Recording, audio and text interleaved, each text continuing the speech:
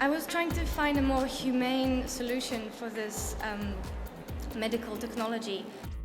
Why, if you lose your eyesight, you get this lovely guide dog, but then if your kidney has failed, you get this horrible computer which controls your emotion and keeps you captive. And I found this research about scientists that are making sheep and cows to grow with human blood. And the idea was that the scientists were going to kill the sheep, take the blood, and use it for transfusions. Maybe instead of killing the sheep, you just use it as a life support machine. There isn't a computer which can really imitate a real organ. So this machine has a transgenic lamp with human blood in it, and it helps the person clean their blood. And I was also really inspired by the connection of the dialysis machine as an object which is placed near the bed, and sheep as being symbolic animals to sleep. We count them to fall asleep. Children have them near their beds. So the way it would work is a patient will give their blood sample to a laboratory. The scientists then will make them a transgenic lamb with their own blood, which they will keep as a pet during the day and as a dialysis machine during the night.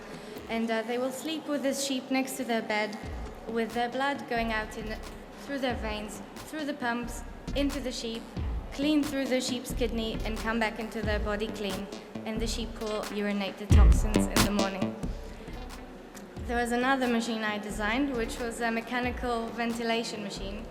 The greyhounds are already in a way manufactured now for the racing industry. They're being bred by the thousand, sent to racing, and after 2 to 5 years, euthanized when they become redundant. So in my scenario, instead of being killed, the greyhound will be adopted by a doctor who will retrain them to become this ventilation assistance animal. On this case, it's a non-invasive harness that the dog will be wearing.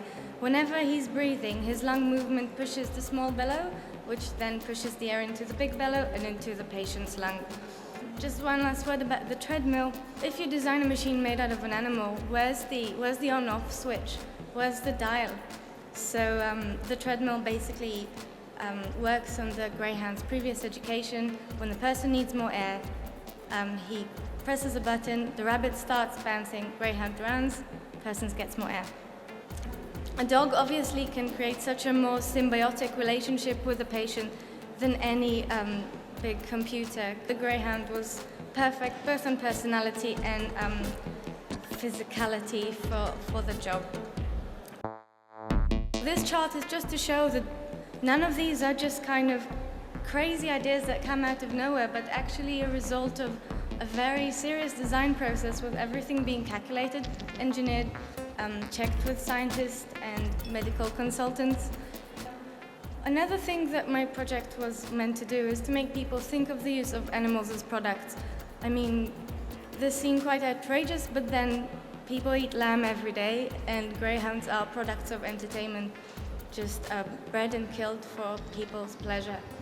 And I think as designers we're reaching a stage where advancements in biotechnology allow us to start thinking of design as something that will break the boundaries between natural kingdoms. Material is not going to be only metal, wood, plastic.